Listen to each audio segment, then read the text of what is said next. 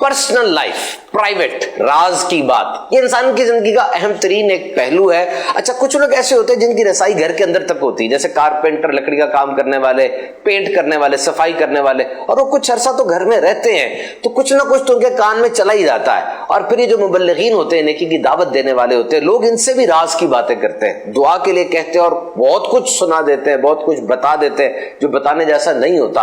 अब जो बता रहा है उसकी नीयत तो कभी कभार ऐसी है कि जी मैं बताऊंगा और हजरत सुनेंगे तो बहुत फायदा मुझे हो जाएगा। इस हालत में जिसको बताया जा रहा है उसकी कितनी जिम्मेदारी बढ़ जाती होगी। और यहां तो हाल है टू शूट द ब्रीज कि जब 4-5 बंदे बैठ गए, अब जो जबान खुलती है, किसकी इज्जत के बखिए उखड़ रहे हैं, कौन सी बातें शेयर हो रही हैं, इसका कोई अंदाजा नहीं होता। यही डॉक्टर्स के पास है कि डॉक्टर्स को भी बहुत सी राज की बातें, कई अमराज पता होते हैं। तो हुजूर अमीर अहले सुन्नत की बारगाह में अर्ज है कि ऐसी हालत में हम क्या करें। खयानत सिर्फ पैसों की तो नहीं होती, खयानत राज की और मशवरे की भी तो होती है। हुजूर ऐसी हालत में हमारा रवैया क्या होना चाहिए, ये इरशाद फरमा दीजिए। सुभान अल्लाह, सुभान अल्लाह। बड़ा पुरमग़ज़ सवाल है कि वाकई यानी कि लोग सिर्फ बोले बता रहे होते हैं, फिर खाली जिसको बता रहे हैं इसकी भी परवाह नहीं होती कि अतराफ में भी लोग सुन रहे होते हैं। बाज़ होगा तो खड़े होकर तजर्बा है कि घर की बातें लोग कर रहे होते हैं।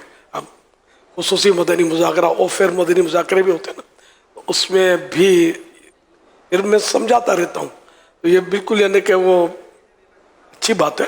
तो अगर राज की बात किसी को बतानी ज़रूरी है, अव्वल तो ज़रूरी होता नहीं है। अगर दुआ का कहना है किसी को, मतलब जैसे कि इमाम साहब को या मौलाना साहब को, लोग उलमा को दुआ के लिए अर्ज़ करते हैं, तो उसमें भी ये ज़रूरी नहीं है ना कि आप वो सारी अपनी पोल खोल दें उसके सामने।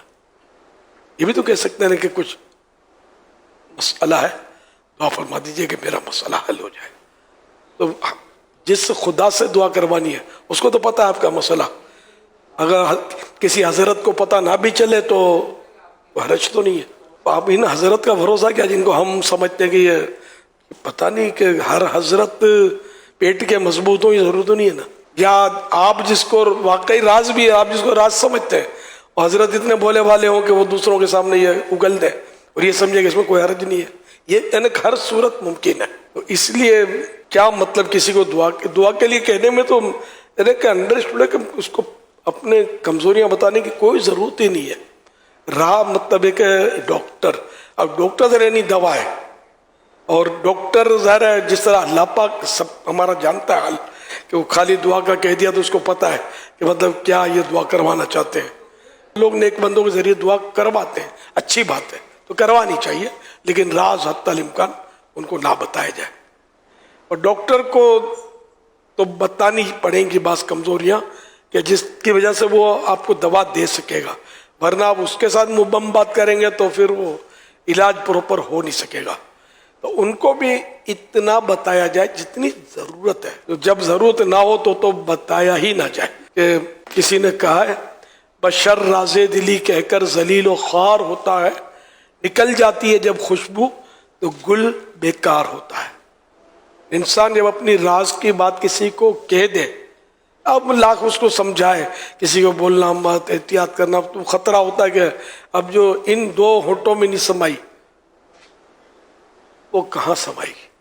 अपने होठों में नहीं समाई और दूसरे होठों पर क्या मतलब है कि एतमाद कि वहाँ समा जाएगी। तो यूँ एहतियात जैसी बात, जैसा राज, तो एहतियात करनी चाहिए। इस तरह मतलब हमें भी कोई सी बातें लोग बताते हैं, मुझे तो पता नहीं कितनी बातें लोग बता देते हैं, लेकिन ज़ाहिर है कि किसी को करनी नहीं होती ना बातें, हर बात नहीं करनी होती है। बाज़ बातें ऐसी होती है कि वो प्लस वाली होती है और बाज़ माइनस वाली होती है।